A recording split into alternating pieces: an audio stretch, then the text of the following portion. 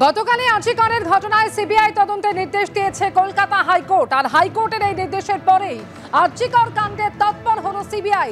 দিল্লি থেকে ইতিমধ্যে এসে পৌঁছেছে সিবিআইয়ের বিশেষ তদন্তকারী দল, যে দলে রয়েছেন মেডিকেল এবং ফরেনসিক বিশেষজ্ঞরা। এবং যেটা খবর পাওয়া যাচ্ছে, ধৃত সঞ্জয় রায় তাকে এই মুহূর্তে কমান্ড হাসপাতালে নিয়ে যাচ্ছেন সিবিআই আধিকারিকরা। সরাসরি কথা বলবে পার্থপ্রতিম ঘোষ, প্রতিনিধি রয়েছেন আমাদের সঙ্গে।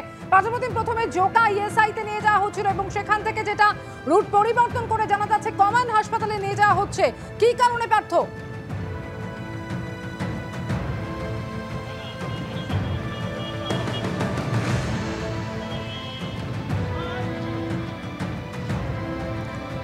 যোগাযোগ বিচ্ছিন্ন হয়েছে, আরো একবার যোগাযোগের চেষ্টা করবো আমাদের প্রতিনিধি পার্থপ্রতিম ঘোষের সঙ্গে। আপনাদের জানিয়ে রাখবো যে জোকা ইএসআইতে প্রথমে নিয়ে যাওয়া হচ্ছিল ধৃত সঞ্জয় রায়কে, এবং তবে এই মুহূর্তে যেটা খবর, তাকে নিয়ে যাওয়া হচ্ছে কমান্ড হাসপাতালে স্বাস্থ্য পরীক্ষার জন্য। এর আগে এসএসকেএমে তাকে নিয়ে যাওয়া হয়, স্বাস্থ্য পরীক্ষা করা হয় তার, এবং এরপর সিজিও কমপ্লেক্সে নিয়ে যাওয়া হয় ধৃত সঞ্জয় রায়কে। এরপর কমান্ড হাসপাতালে সিবিআই আধিকারিকরা তাকে নিজেদের হেফাজতে নেওয়ার পর তাকে কমান্ড হাসপাতালে নিয়ে যাচ্ছেন স্বাস্থ্য পরীক্ষা করাতে। ইতিমধ্যেই সঞ্জয় রায়কে পুলিশ সিবিআইয়ের হাতে তুলে দিয়েছে এবং এখনো পর্যন্ত তদন্ত সংক্রান্ত যাবতীয় নথিপত্র তুলে দেওয়া হয়েছে সিবিআইয়ের হাতে। সাক্ষীদের বয়ান সংক্রান্ত নথিও সিবিআইকে দিয়েছে পুলিশ। আর এরপর স্বাস্থ্য পরীক্ষার জন্য কমান্ড হাসপাতালে নিয়ে যাওয়া হচ্ছে ধৃত সঞ্জয় রায়কে।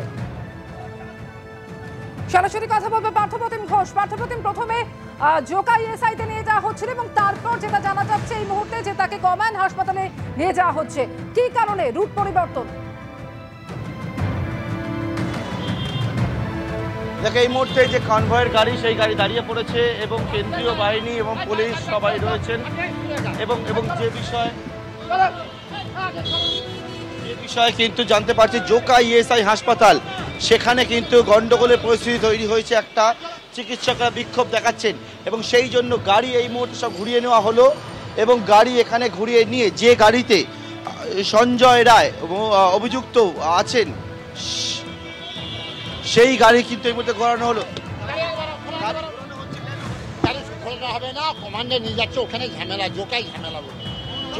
জোকা ইএসআই হাসপাতালে গন্ডগোল হচ্ছে এবং সেই জন্য কমান্ড হাসপাতালের উদ্দেশ্যে নিয়ে যাওয়া হচ্ছে এবং তার নিরাপত্তা অত্যন্ত গুরুত্বপূর্ণ। সেই নিরাপত্তার জন্য সঞ্জয় রায়কে যে গাড়িতে দেখতে পাচ্ছে এই মুহূর্তে, পুলিশের যে প্রিজন ভ্যান যেখানে রয়েছে অভিযুক্ত সঞ্জয় রায়, সেই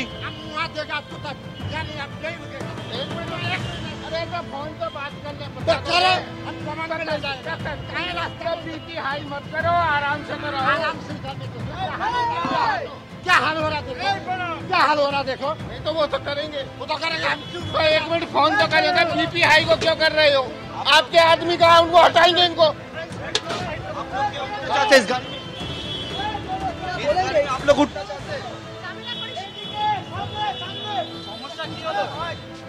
এবং কোনো একটি বিষয় নিয়ে আমরা দেখতে পাচ্ছি কেন্দ্রীয় বাহিনীর সঙ্গে পুলিশের একটা বাদানুবাদের পরিস্থিতি তৈরি হয়েছে। কেন্দ্রীয় বাহিনী তারা দাঁড়িয়ে থাকছে, কিন্তু পুলিশের নিরাপত্তার জন্য পুলিশ বলছে সেন্ট্রাল ফোর্সে গাড়িতে উঠতে চাইছে। না না না,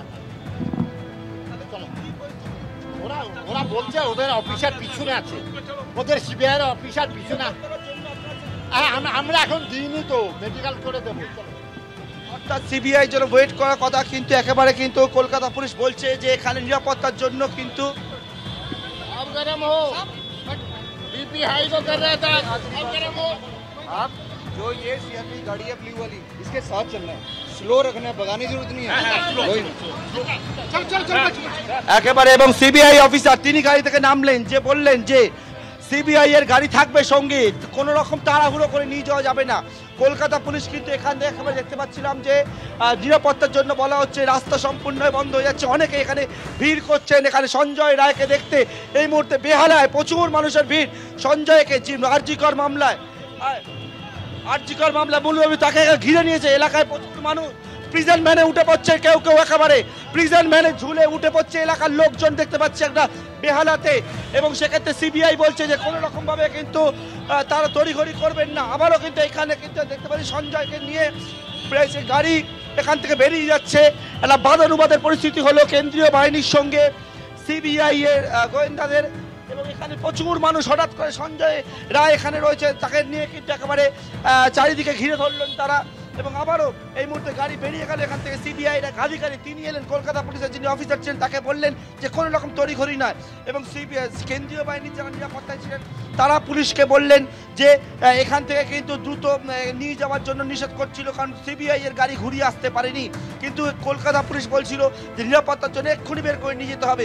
তখনই কিন্তু একটা বাদানুবাদের পরিস্থিতি হয়। কেন্দ্রীয় বাহিনী বলছিল যে বিষয়টা সেটা হচ্ছে নিয়ে বেরোনো যাবে না, কিন্তু পুলিশ বলছিল তারা নিয়ে বেরোতে চায়। এবং তার পরবর্তীকালে দেখলাম যে একবারে প্রচুর মানুষের ভিড় হয়ে গেল, এবং সেই ভিড় চারিদিক থেকে লোকে প্রিজন ভ্যান উঠে ঝুলে সঞ্জয় রায় যিনি আরজিকর মামলায় অভিযুক্ত, এবং তাকে একেবারে দেখার জন্য অনেকে তারা কিন্তু চলে আসেন।